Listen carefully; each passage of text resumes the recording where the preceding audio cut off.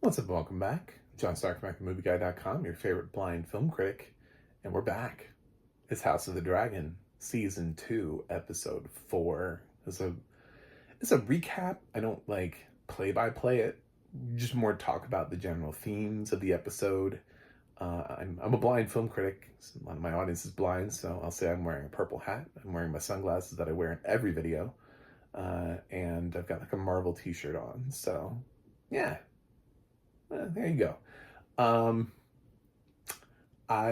this show is just described, written by Connor DeWolf and narrated by Roy Samuelson. By the way, so shout outs to them for writing and narrating, because the dragon scenes in this were really well done. I mean, I was like in it. I was in this episode. I was like, oh my god, what's gonna happen? This is one of those episodes where I felt like anything could happen. This is one of those episodes where I was like, ooh.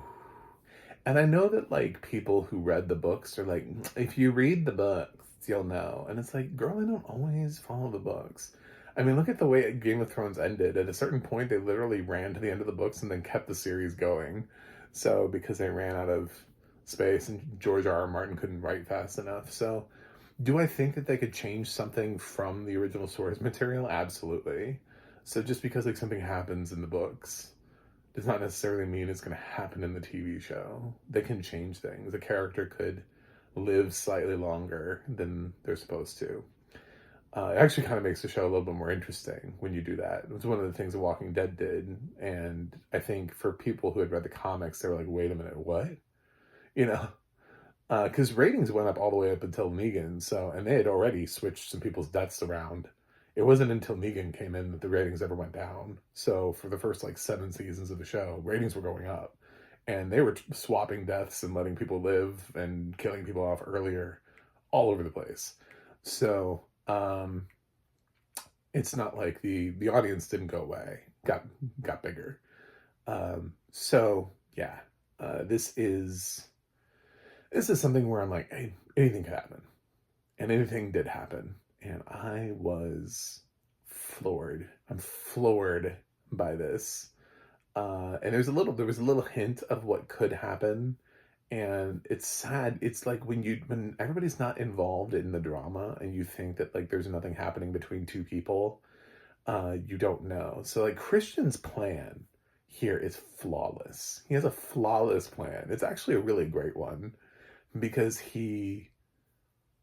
um it's almost like he knew that at some point, although we don't see it because it's a surprise to the audience too, because these two, Aemon and Aegon, don't like they don't we see them earlier, and like Aegon is like, you bore me, he goes through that whole scene with his council, and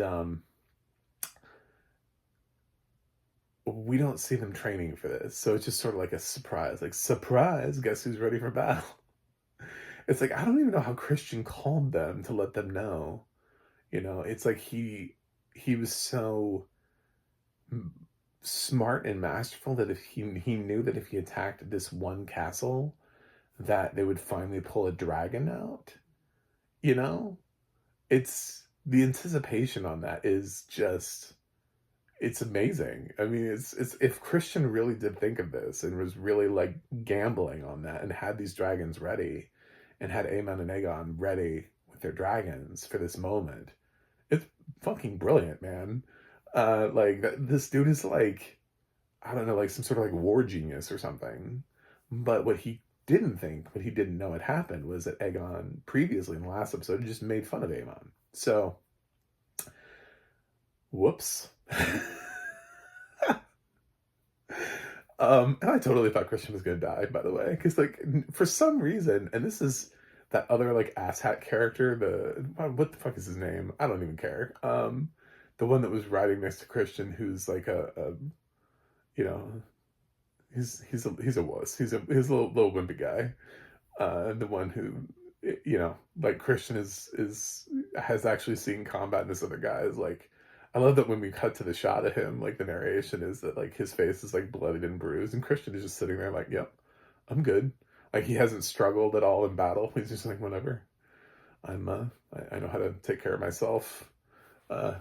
So he's the only one that goes to check to see what happened to the king, to the fucking king, man. The whole reason these forces are out here, who they're fighting for, he's the only one that goes down there to check on the king, which I thought was amazing. I was like, really? Alicent's brother isn't remotely interested in Aegon? What the fuck? Anyway, yeah, I totally thought when he got down there to check on Aegon, who Aemon killed. Basically, I mean, let's be honest. Aegon was riding Sunfire. Rhaenyra's. I gotta say these names right because we have a Rhaenyra, we have a Rhaena, and a Rhaenyra. Damn you. So Rhaenyra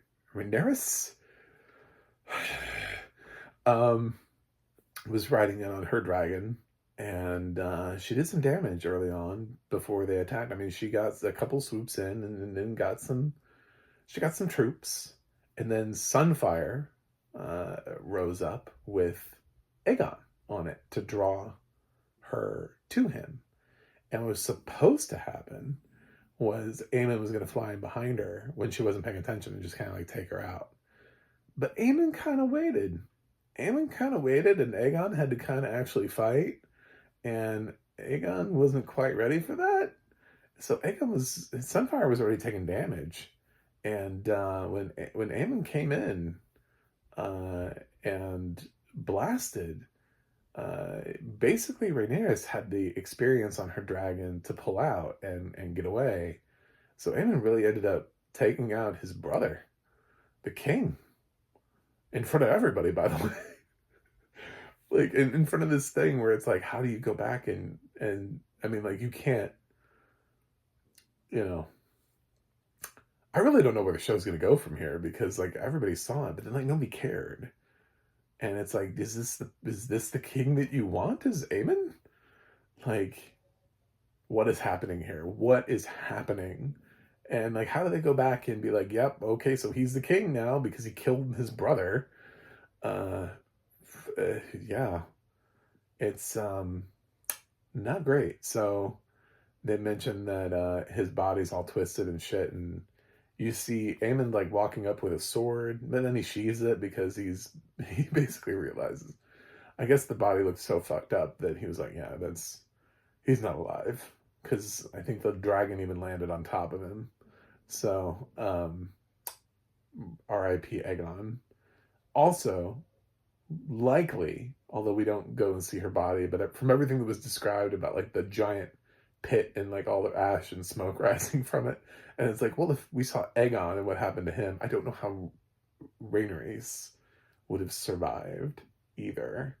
So even though I didn't get that in the description, I got it sort of like it alludes to the fact that happened too, when her dragon finally crashes and Aemon's dragon takes out Rhaenyra, who volunteered to go because originally Rhaenyra was gonna go, and Rhaenyra volunteered to go instead. And she's like, no, you have to send me. I'm the one with the most flying experience, and it can't be you, because if you die, then it's like, who are we fighting for? She's right. Unfortunately, she gave her life for that. So it'll be interesting seeing what happens going forward. But definitely, Christian's troops are less. That's for sure. The massive force that he had accumulated for himself is definitely smaller. I don't know. He probably still has a decent amount of forces. He also has to find his army now because the other dude just like left. And the dude was like, "Oh, I'm going." I don't know if they went forward or back. Like, I don't know where they went. They just left. And like, I really want Christian to just go back and be like, okay, here's what happened. Aemon killed Aegon. And like, just tell Alicent, like, your one son killed the other one, and then your brother didn't even bother to check on Aegon. He just fucking left. He just took the troops and just left. Like, what? I don't know what's up with your family. I'm leaving. I'm gone. Just like, you could. I don't want to be the hand. I don't want to be anything. Your family's weird. Okay, fix your shit. Fix your home, Alicent. who tries to have this like prolific moment where she's talking with the Whisper King. I'll just call him that. I don't know. The you know, my father saw no need for the Lord of Whispers, but I do. And I was like, yeah, okay, so I guess he'll be around. Um, but yeah, Allison is talking to him, and he's like, uh, do you think Viserys meant for Aegon, which is something that she's been struggling with? And she's like, the intentions, I think Viserys's intentions died with Viserys. You know, no matter where it is, no matter what happens, basically there's two sides. There's a war. There's going to be a fight. Somebody's going to win, and that person's gonna rule. And it doesn't really matter what Viserys thought anymore because everybody has their own thoughts about it. And she's right. At this point, it's just like, does anybody care? Like if they pulled out, if they had video camera footage from back in the day of Viserys and then sent it to Rhaenyra, like, what is she gonna do? I'd be like, nah. Well, I guess I'll resign, because I kind of remember that scene, and you could, I think somebody would make an argument for like him not being in his right mind in that moment, because he could have named anybody. He could have been like, Alicent, I want you to be king. I can't be king. I'm not a man. I'm dead now. I can't talk. You have to find a way to become the king. It was my last decree. The last thing I said must come true. It's just like he could have said anything at that point, which would have been really funny. I mean, like, in an alternate world, I would love to see that series. I'd love to see the House of the Dragon series where where it's like none of these people, but it's just like some guy somewhere. He's like, my king should be Joseph the Elder. And he just dies, and we're like, who the fuck is Joseph the Elder? And how did they just become king? And how do we find them? Just like, where? Well, the king said it. It must be true. So it's just like, like everybody, like they hold to that, right? But if it had been something like that, would they have like wandered around? Like, it's just Joseph around. We're looking for Joseph. We have to honor our king's final wishes. Um, yeah, they're doing it because it's self-serving. You know, that's why they do it. If we're being real honest, and that's kind of what Allison is saying, is like, does anybody really care what his intentions were? I mean, like, honestly. Um, so yeah, you're either in Camp Aegon because you see that power dynamic and that's the train you're hopping on, or you're on Rhaenyra's team because that's the train you're hopping on because you see the ability to hold power through there. So it's a gamble one way or the other. Anyway, this episode was epic. I don't know what the fuck is going on with Daemon. Somebody's gonna have to explain that to me, why he keeps seeing shit in this place, why he's like touched now. I don't know. I just, like, I find it interesting, sort of, but it also has no explanation to it. So I need it like reapplied to me. Like later on, I'll have more thoughts on what's going on with Daemon when I actually know what's going on with the Daemon. Right now, I'm just like, is he losing his mind? It's not like Daemon just has visions all the time, you know? He's just in this castle and he has visions, which makes me think, it's like, is it the castle?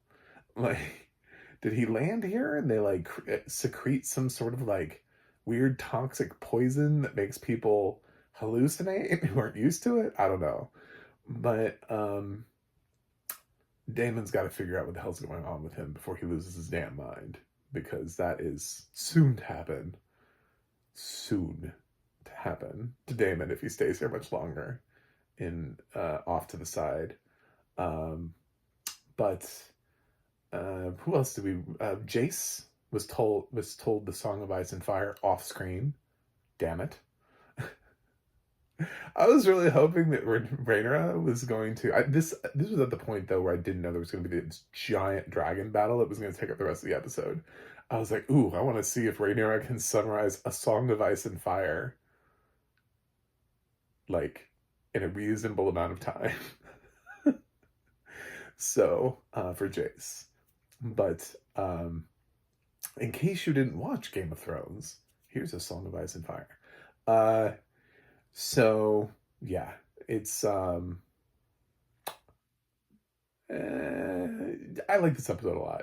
I think I'm trying to think like, is there a reason to not like this episode? And I don't think so. Like, I don't think there is one. Again, Otto is like off somewhere. I don't know. He like literally when after he got fired from Aegon, he literally just fucked off. He's just gone. Um, so yeah, we did see Alicent took a potion to obviously have an abortion. So I'm sure certain people had feelings about that. They were like, "Oh, it's a fictitious character, man. She's not real. There is no Westeros." Anyway, um, uh, plus, then she'd have to explain. Do you know what I'm saying? Like, as for somebody in her position, she can't just produce a baby. Do you know what I'm saying? Like, that's the reality of it, is that she can't just produce a baby.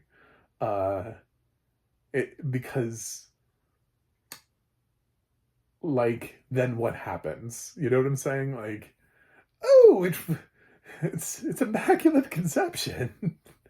Like, how would Alicent actually produce a baby in this time? Because somebody would use that against her at some point. There's no way that she can just calmly have like some sort of like private pregnancy where she just go, because she's gonna start showing at some point. You know, like people would know. She can't hide, even if she had like a birth in a room by herself and then gave that baby to somebody. Just like put it in a basket and like set it down the river. It's gonna be really hard to hide a pregnancy for 9 months. There's just really no way for her to do that, and she's not married and has no.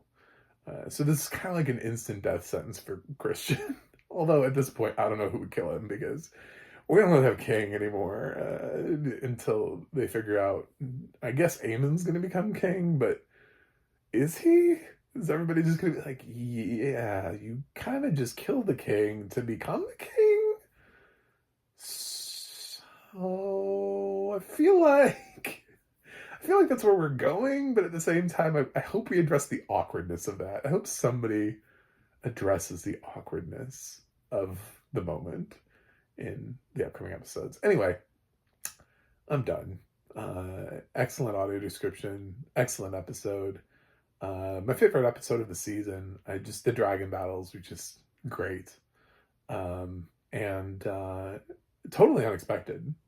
I'm still trying to wrap my head around like how Christian knew and how the producers like hid the fact that this was ever going to happen from us, because we never get a hint that these two are about to hop on their dragons and go join Christian. That's not a thing. So he had to know that Rhaenyra was going to pull this. Does he have a spy? Is there somebody that's like running messages to him and he was able to like run a message back to these guys and then get the dragons ready? I'm intrigued. I'm really intrigued by this, because if not, he is a mastermind in terms of warfare. Just like underrated for his time. But Kingmaker to be sure. The wrong king, but Kingmaker to be sure. I will give House of the Dragon season 2 episode 4 an A+. I do think it rises to that level. I think this is gonna be one of those episodes where I actually remember it, where I'm actually just like, what happened on this? And so like the Red Wedding, I'm gonna be like, oh, remember that crazy dragon fight episode in House of the Dragon? That was epic as shit. Yeah, it's I feel like that this is it tops what happened to, I've already forgotten his name, Jace's brother. It tops that first for sure in terms of dragon battle. Like this is epic. So anyway, let me know what your thoughts are in the comments. Please like and subscribe, and I will see you guys on the other side.